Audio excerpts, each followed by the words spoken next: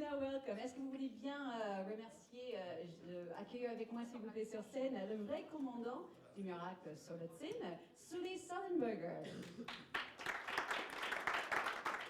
Aussi avec nous qui joue le rôle de Jack Styles, Eckhart. Et puis celui qui joue le commandant Sully lui-même, Tom. Hello, bonjour. Aaron, hi. Aaron, can you have a seat here? Sully, can you have a seat here? And Tom, can you have a seat right here? Fantastic. Welcome to all of you. Welcome to Paris. Thank you. All right. They should all be on. Welcome. Check. Est-ce que quelqu'un voudrait ouvrir le bal ou est-ce que je commence avec une première question? Alors peut-être juste ici, il y a Éponine qui a un microphone juste là. There you go. Hi, nice to meet you. I would like to ask, Clint Eastwood is known for being a man of few words. So how did he direct you on set and how did you approach you for Sully? Alors donc la question était, Clint Eastwood est un homme avec très peu de paroles. Comment il a fait pour réaliser le film et comment il a fait justement avec Sully? Who'd like to start? Tom? You know, it's interesting. He is a man of few words, and it's inappropriate for me to, put more words into describing how he directed us as opposed to how he actually directed us, because it becomes ridiculous. How did he direct us? Quietly. He is a man of few words.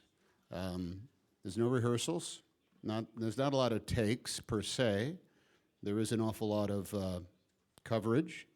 So you exhaust every scene that you're in. But I think he is a huge fan of actors, and he wants us to do our jobs to the best of our desires. Not abilities, that's different, our desires. He wants us to come in and riff. He wants us to come in and be like top-notch jazz musicians who take the heartbeat of the scene and go places that will surprise him and perhaps also surprise us. And in that small little answer that I just gave you, that's like 6 times longer than anything he's ever said to us when we were making the movie. Sully, how about for you? What was your meeting like with him? The producer who optioned the rights to the book for the film, a woman named Alan Stewart, called me. Actually, she and the producer, Frank Marshall, I'm sure you know that name, called me one Friday afternoon at home about 4:30. And I knew since both of them were on the phone together, it was important news. And they said that they finally had showed the script to Clint, that he had loved it, he had immediately green-lighted it, and the wheels had begun to move, and he was going to come to the home in about 10 days' time. And sure enough, all right on the dot, he drove up, rang the doorbell, and opened it, and there was Clint Eastwood. And that made the project feel very real to me. He had met me and my wife, and he wanted to get the measure of us, to see us at home before he made any casting decisions. And we talked not too much about the film, but about our lives, about one story that he told me that I was amazed by. It turned out in the early 1950s, when he was in the U.S. Army, he had been riding on a military airplane that had to make an emergency water landing in the Pacific Ocean just off the California coast, and he and the pilot had to swim ashore in what turned out to be shark-infested waters as it was getting dark, and so he felt like he was uniquely qualified to tell this story. Aaron, what was it like for you? I know you were a Clint Eastwood fan since being a young child. Did you have a wow moment? I did. I'm a huge fan of Clint's, and I got over that quick. You have to do your job. But I always watched Clint talk to the other actors, communicate with Tom, and how he gave Tom direction and how he gave me direction, which was very interesting to me because, as Tom said, Clint really trusts his actors. And he, by virtue of the fact that you're on the set, that he chose you to be there, he's given you the green light to do what you want. And he expects you to take that responsibility and run with it. And he lets you know very early that that's his approach to things. However, I will say that when we're doing those scenes in the conference room, or when Tom was doing the scene where he gives his monologue at the end of the movie, that Clint, you would come in there and give suggestions and was very attuned to what was going on. He speaks very softly to his actors. He's not demonstrative. He comes and he makes suggestions. Like I remember, if I'm not talking out of school for Tom, he would come in and say, why don't you try it this way? Or what about if you tried it that way? He never imposes his will on you, which is very nice for an actor, because you feel it's collaborative and you have a say in it, which is very nice.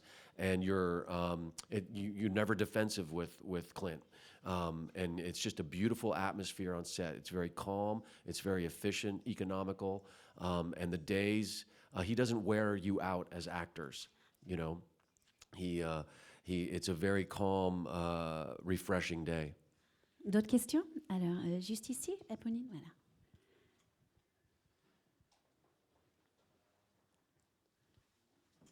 Bonjour, j'ai une question pour Sully. Je voulais savoir, premièrement, combien de temps on met à se remettre d'un tel choc émotionnel. Et je voulais aussi savoir quelle émotion, justement encore, il avait ressenti en voyant pour la première fois ces images à l'écran. Sully, two questions for you. The first question is, how long does it take to get over the shock of what you went through so many years ago? And secondly, what emotions came back to the surface watching these guys do the movie? Bonjour. The answer to the first question is, I'll let you know. We're still working on it. This is one of those amazing events that divides one's life into before and after. And it requires us to very quickly learn a new way of living this entirely new life as public figures. It required us to rise to the occasion, develop new skills to be public figures on the world stage. But it's a very good life, and it gives me a greater voice about things I've cared about my whole life. And the second part? And the second part was, what did you feel? What emotions came to the surface watching that story on screen? I'll tell you that in the first screening, a private screening where my family of four and I, my wife Lori, who's over here with us, and right there, hi Lori, and our two now adult daughters watched it privately at the studio at the end of July. It was a very emotional experience for us. We liked the film, but quite frankly, it took some time for us to find the words to describe all the feelings that we had for it. The second screening, we saw it in more of a normal film-going experience. And then the third time I saw it was the first time I'd seen it with an audience. And that was even more illuminating, to see and feel the audience's reaction to this intense story and see the points where it really made them respond in certain places. And so that was a lot of fun to see how this story is powerful and continues to touch people. Tom, what was the best thing about playing Sully for you and the most difficult? C'était quoi la meilleure chose pour jouer Sully et le plus difficile, if you can boil it down? Oh, those type of superlatives are tough. The best thing and the what? And the most difficult for you as an actor to bring to it? Look, I think the most difficult is always trying to inhabit, to take up the same space physiologically as a character such as Sully. There is an expertise, and there is a gravitas, and there is a world of experience and knowledge that is almost biological from his life as an aviator and from the way he's conducted his life before the life-changing incident and prior. That is so far removed from, the idiocy of how I live my life that requires no small amount of pretending. The greatest thing, quite frankly, is about being an actor is having the opportunity to try to make that manifest.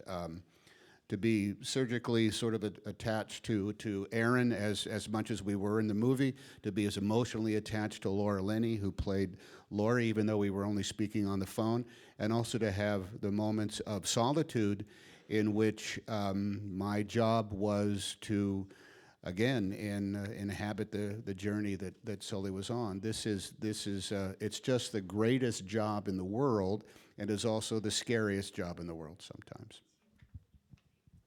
Alors, juste ici, monsieur. to Mr. Sully a question.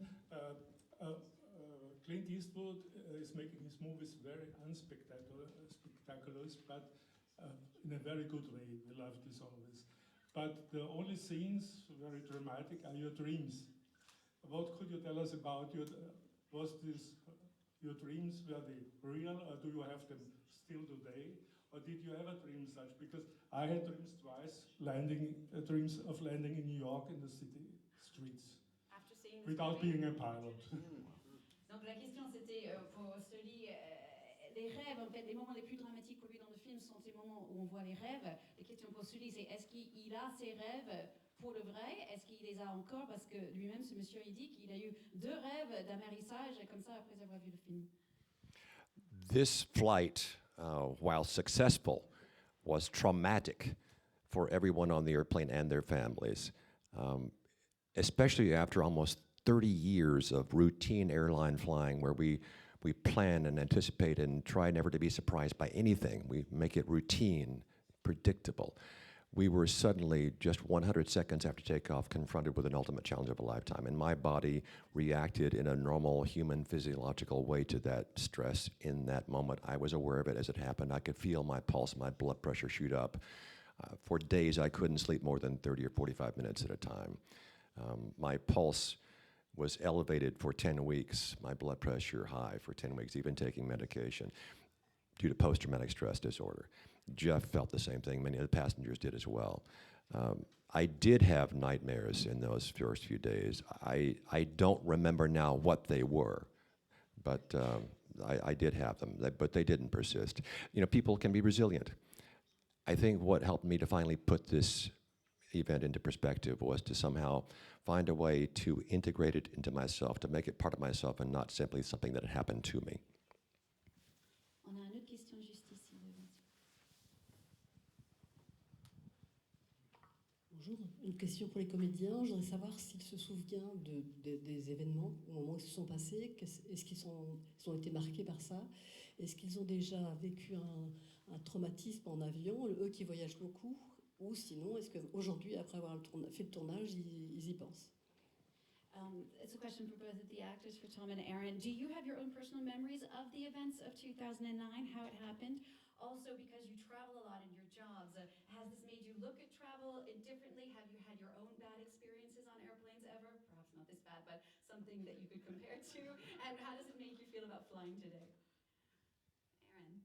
You go first, my friend. I remember I was in Europe at the time, and I remember watching the news, and I remember the image of the poster, which is all the passengers on the wing, which was stunning.